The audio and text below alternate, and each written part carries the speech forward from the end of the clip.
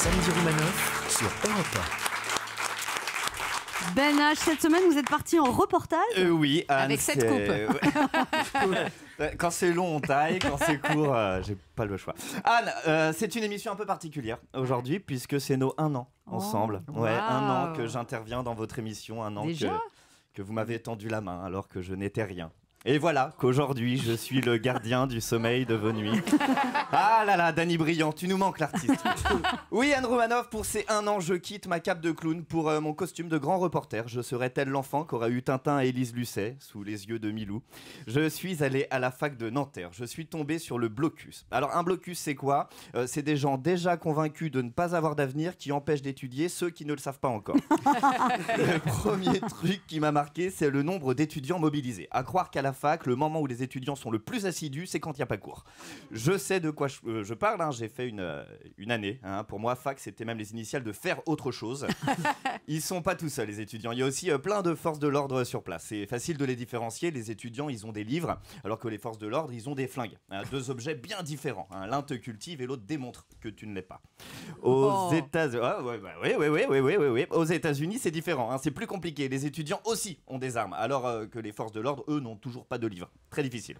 Sinon, atmosphère plutôt apaisée à la fac. Les étudiants attendent que le gouvernement recule, et vu que les flics attendent que les étudiants avancent, bah tu le sais bien. Hein, si tu avances quand je recule, comment veux-tu que ça bascule. Bon, il y a eu ce moment un peu houleux, hein, quand un rasta blanc a cru bon de montrer son cul à un CRS. Je lui avais dit pourtant ne jamais montrer ses fesses à un autre homme muni d'une matraque télescopique. Pauvre petit jeune, autant te dire qu'on a tous vu que son cul, lui, n'était pas en blocus. Très vite, le calme est revenu quand un étudiant a neutralisé à lui tout seul tous les CRS en leur proposant l'apéro, ce qui les a bien occupés 4 heures. Quand j'ai vu cette bagarre des flics taper des jeunes, je me suis demandé, est-ce que être membre des forces de l'ordre, c'est toujours, tout le temps, être un héros, hein ? Est-ce que c'est forcément des scènes comme dans les films ? Écoute mon amour, j'ai eu le colonel et je dois repartir sur le front. Oh mon Dieu, non. Mais c'est où cette fois? La Syrie, l'Irak? Pire que ça. On va être parachuté au-dessus de Notre-Dame-des-Landes. Selon nos informations, ils nous attendent armés de tomates sans OGM. Seigneur, mais quelle horreur! Ils vous envoient à l'abattoir? Non, tout sauf à l'abattoir. La plupart d'entre eux sont véganes. Ils disent au journal télévisé que ces ZAD, c'était l'enfer. Il se dit que là-bas, les femmes n'ont pas de fer à lisser et que les bains moussants y sont rares. Oui, les conditions d'hygiène sont déplorables. C'est même pour ça que le mot ZAD ressemble tant au nom de la chanteuse Zaz.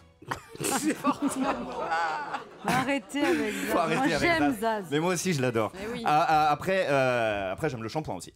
Après, pour être objectif sur le blocus, tous les étudiants n'étaient pas là pour manifester. Hein. Quand certains écrivaient sur les murs Macron démission, d'autres se contentaient de dessiner des bites.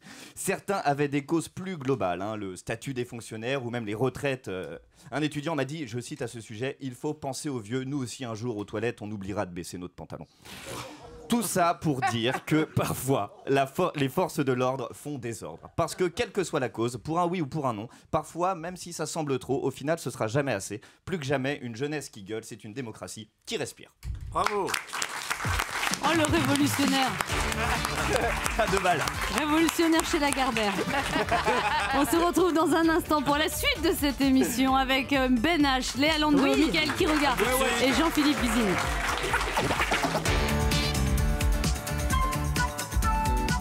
Samedi Roumanoff sur Europe 1.